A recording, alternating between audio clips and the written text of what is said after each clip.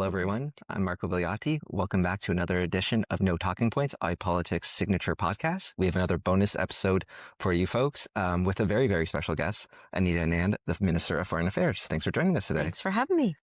We've kind of framed this as a broader kind of discussion around some of the big themes that we're seeing in your space as Canada tries to not necessarily repivot, but definitely move towards embracing more multilateralism in our approach to foreign affairs. But I did want to maybe start things off with hearing that you're going to be delivering the speech at the UN in the fall. Maybe we can start there. Tell me what the kind of message is that you're going to be sharing at the UN later this year. So our foreign policy has taken a significant shift from previous iterations of Canada's foreign policy owing to the geopolitical environment in which we're operating and a ruptured economic order. As a result, and the Prime Minister laid this out in his speech at Davos, Canada is embracing pragmatic foreign policy infused with, of course, our long-standing principles.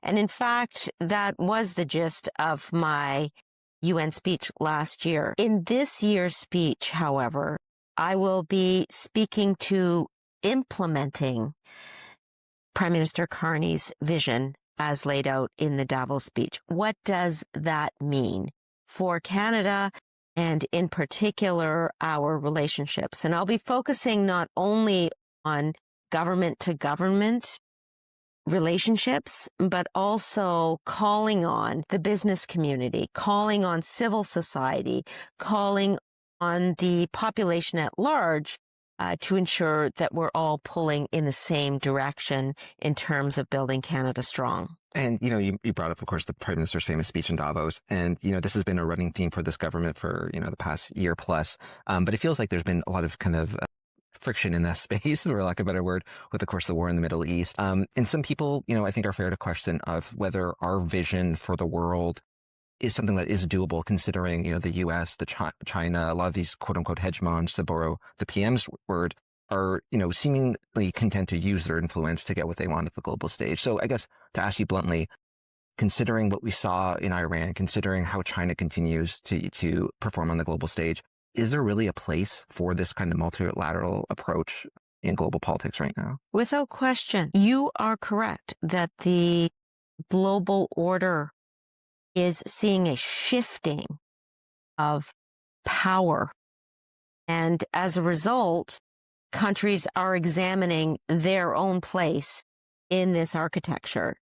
What Canada brings to the world is significance in terms of the long-held values for which we are known, but also for the way in which countries view our contributions in terms of global supply chains for critical minerals and natural resources, ensuring that we are leading on energy files, and certainly Canada as an energy superpower is one of the great strengths that I hear whenever I am in a bilateral or multilateral meeting. But just to take a step back, you are correct that there has been a shift in our foreign policy.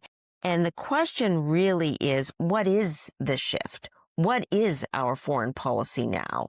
And our foreign policy has changed because of the geopolitical environment in which we have found ourselves. And as a result of that shift, we need all of us, Canada strong, and ensure that the domestic economy thrives. How do you do that from a foreign policy perspective? What do we do on the international stage that can help the domestic economy? Well, what I have asked our diplomats to do, and in fact what I am doing myself, is to say, wherever we are in the world, let's ensure that we're advocating for Canadian commercial interests. Let's make sure that we are diversifying trade supply chains, and let's make sure that we are paving the way for institutional investors and the broader business community to give back to the Canadian economy. Then you might say, well, give me some tangible examples. Well, tangible examples are quite ready at my fingertips. One, I spoke with the Pakistani foreign minister back in September to say, look, we need Pakistan to accept Canadian canola. They had put a ban on Canadian canola just after the pandemic. And he said, look, I'll get back to you in 6 weeks. Sure enough, in 6 weeks, my phone rang and he said, Pakistan will accept Canadian canola. That made a difference for Canadian agriculture, agri-food. Another example, in terms of Mexico, I just welcomed the Mexican foreign minister here and was speaking to him about certain permits for mines that had not moved. And that was disadvantaging Canadian mining companies in Mexico. A week later, I heard that the permit had been approved. So diplomacy can make a difference. It can make a practical difference, but the ask has to be made, and we are making the asks. And you mentioned, Pakistan. I know you made a very historic trip there recently, and it seems like, the prime minister, when he travels, when you travel, there's a lot of attention about, visits to Mexico, visits to the United States, also China and India. But also, I feel like there's two big continents that maybe kind of don't get the same media attention, both South America and Africa. And I'm hearing that you're planning on making another visit there. But can you tell me maybe how Canada is going to engage with Africa, if it's going to represent a distinct shift to where we were a few years ago, and what you're hoping to gain from your recent visit? So much in that question, but let me just start by saying I've made over 50 international visits in just over a year in this post. So I am always looking to visit countries where Canada has a domestic need or domestic economic need. And so that means over 3 trips to the Gulf region, actually 4 trips to the Gulf region in the last 6 months. That means traveling to countries that Canada historically has not traveled to. For example, you mentioned Pakistan, the first foreign minister there in 19 years. Oman, Bahrain, first foreign minister there since 2014. These are markets that we need to continue to visit and work with. And that's exactly what we're doing from a foreign policy perspective. Now, your question focused on South America and Africa. Well, I was very pleased to be in Sao Paulo just a couple of weeks ago. In fact, ensuring that our bilateral relationship with Brazil is proceeding with alacrity. And indeed, in our strategic partnership with Brazil, we made sure that we are focused on energy, on critical minerals, on climate change and the environment, and on AI and data technology. This type of engagement is very normal in terms of our foreign policy, traveling to countries, traveling the markets. Brazil has the 5th largest country by population. So very, very important. And of course, advocating for Mercosur in 2026. In terms of Africa, I am packing my suitcase right now as I'll be traveling to Africa in the coming days. I'll be traveling to Côte d'Ivoire and Benin and making sure that our work on our Africa strategy, as well as adding that layer of economic enhancement for Canada's domestic economy, is part of that conversation. And certainly in my discussions with many countries, including countries in Africa now, is that we're not the only person talking about trade diversification. We're not the only country who wants to diversify our trading relationships. Of course, we have signed over 20 agreements in the economic and defense and security space over the past year across 5 continents. And we're the only G7 country that has a free trade agreement with every other G7 country. The difference between Canada and other countries is not just in that group of statistics, but it's also in terms of the fact that we started much earlier on trade diversification than other countries. And why? Because Canada is a trading nation. We believe in complementary trade agreements. We believe in leveraging our competitive advantages. And we've been doing that historically. We've been certainly focused on it since Prime Minister Mark Carney came into the position last March. And, you mentioned, I know your job is much more than just managing those trade relationships, although those, of course, have been front and center. We also have seen how some of our new engagements have potentially or risk potentially generating the ire of the Trump administration, namely around China, and also just engaging with China creates some potential, domestic challenges on that front. So very, very curious. I hear a lot of rhetoric. I shouldn't call it rhetoric, but I hear a lot of messaging from this government saying, look, we understand the challenges that dealing with China poses. We're not naive about it. But I guess, to talk to some people here who, domestic audience who might be concerned about transnational repression, just how China does business. What do you say when you get into those rooms with people who have these tangible concerns about dealing with some of these countries, not just China, but others that aren't democratic or in liberal markets? So, like others, I also am concerned about transnational repression. I also believe that the foremost obligation of our government is to ensure the protection of our sovereignty, of our democracy, of our way of life. And so that priority never leaves my mind, regardless of where I am. And I always make sure to stress Canadian values, including our concerns with transnational repression, our concerns with human rights, and our need to continue upholding the rule of law and the values that underpin the rule of law, including independence of the courts and independence of law enforcement. That is a sacrosanct area of our foreign policy. Another important aspect of our foreign policy is to ensure that we are resolving trade tensions, as we did with China earlier this year, by ensuring that Canadian canola would be accepted in China, that Canadian beef products and seafood would be accepted in China. That's important for our domestic agriculture, agri-food supply chain, and we need to pave that road, just as I mentioned we did in Pakistan as well. In addition to that set of trade resolutions, there are a host of other countries in the Indo-Pacific that are extremely important for Canadian commercial interests. I was just in Manila at the ASEAN Foreign Ministers Conference. We are a dialogue partner with the ASEAN. We are seeking to conclude a trade agreement with the ASEAN in 2026. And so let's not forget that Vancouver, the Port of Vancouver specifically, is the gateway to the Indo-Pacific. As Canada builds up our national infrastructure, approves national projects, those projects are going to be very important for the growth not only of our international relationships, but of our supply chains and our domestic economy. In other words, Marco, this is all integrated stuff.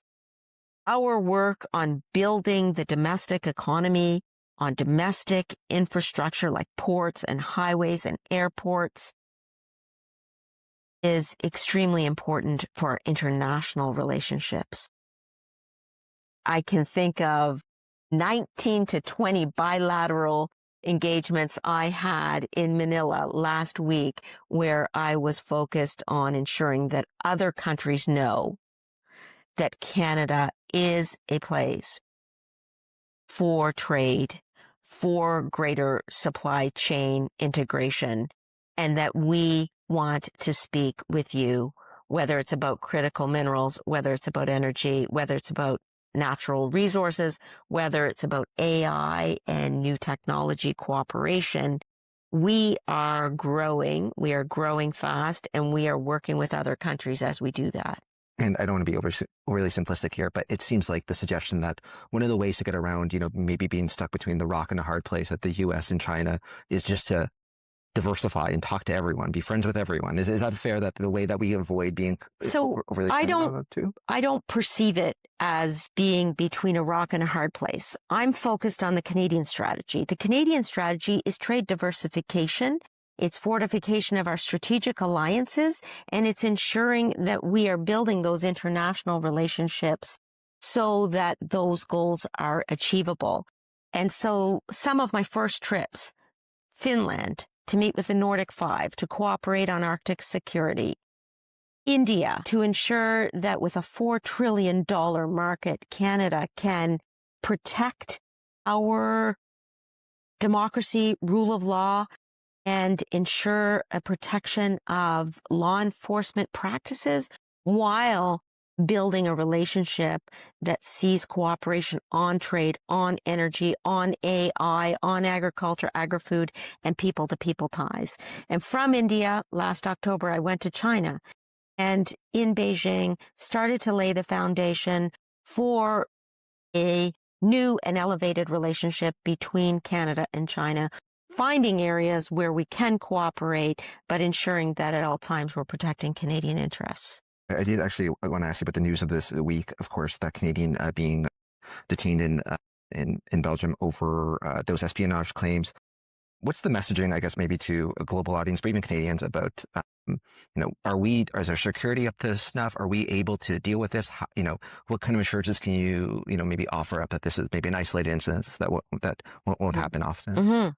Well, obviously a very serious case and one in which we are working closely with law enforcement in other countries, including Belgium, to ensure that we're providing the information necessary. But of course, concerns relating to permissions and security clearances are always at the forefront of my mind. I'm not the public safety minister, but I am a person who deals with our international partners. And let me just say, these are the types of issues that keep me up at night.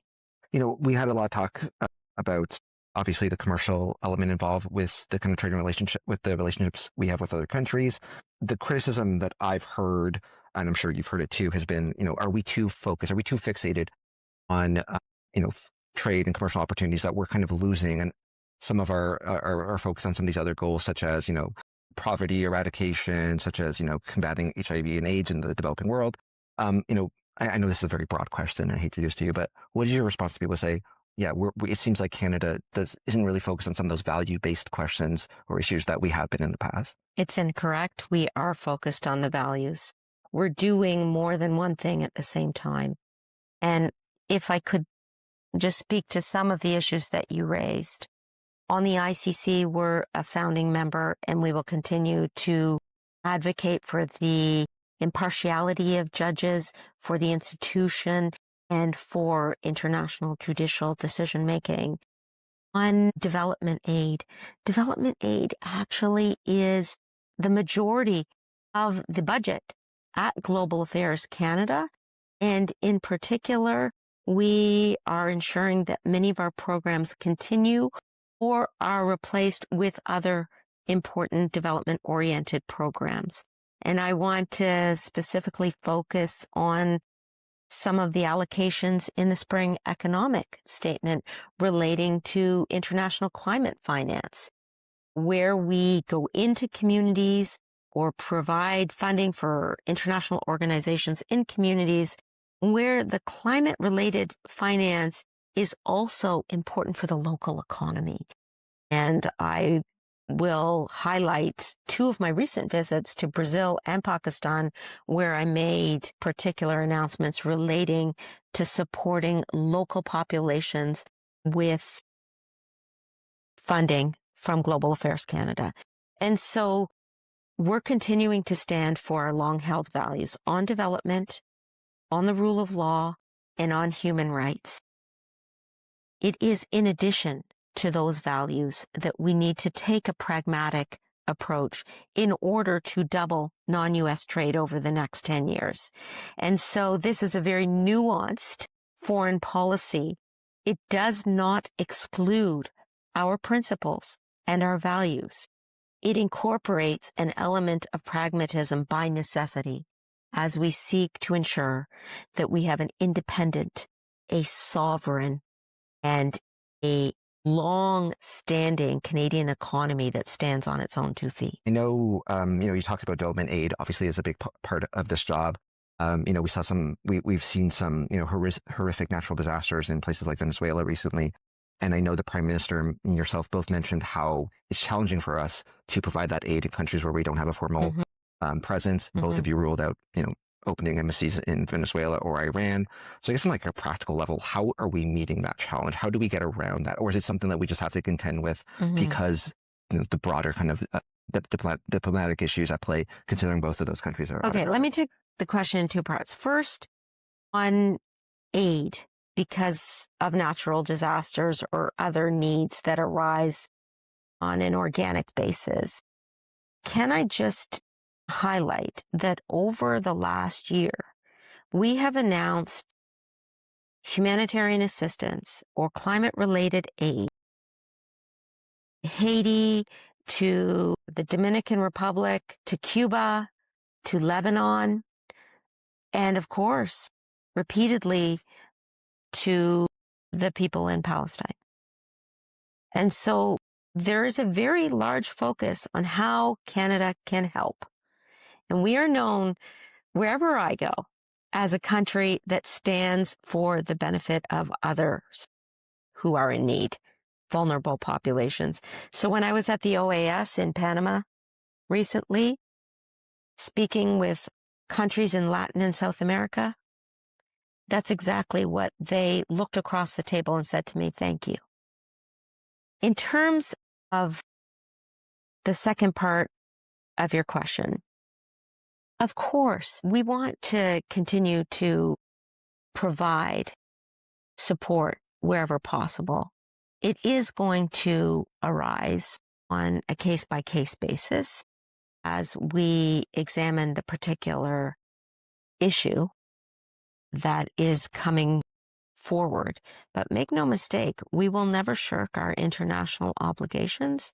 We will continue to stand for the benefit of the globe as a whole. But by necessity, our foremost responsibility is to ensure the welfare of the Canadian population. And that's what we have to be focused on right now. Okay, we'll have to leave it there, Mr. Anand, but thank you so much for joining us. And thank you all for watching at home. We'll be back with a bonus episode sometime in the near future. Thank you. Thank you.